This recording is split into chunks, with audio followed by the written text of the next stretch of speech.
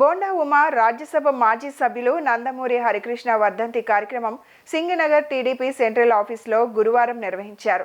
ఈ కార్యక్రమంలో TDP polit bureau సభ్యులు ఎమ్మెల్యే బోండా ఉమామహేశ్వరరావు నందమూరి హరికృష్ణ చిత్రపటానికి పుష్పాంజలి ఘటించారు.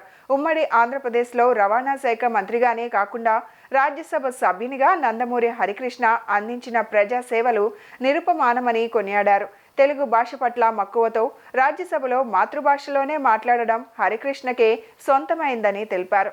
హరికృష్ణ ఆశయాల సాధన కోసం కృషి చేస్తామని పేర్కొన్నారు.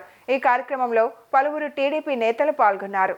తెలుగుదేశం పార్టీ సీనియర్ నాయకులు నందమూరి తారక రామారావు గారి తనయులైనటువంటి నందమూరి హరికృష్ణ వర్ధంతి సందర్భంగా ఈ రోజున ఆయనకి సెంట్రల్ నియోజకవర్గ తెలుగుదేశం పార్టీ ఘన నివాళులర్పిస్తూ అనేక సేవా కార్యక్రమాలు నియోజకవర్గంలో చేయడం జరిగింది. పార్లమెంట్ లో ఒక మాజీ రాజ్యసభ సభ్యుడిగా అలాగే మాజీ మంత్రిగా అనేక సేవా కార్యక్రమాలు చేసినటువంటి వ్యక్తి నందమూరి హరికృష్ణ గారు.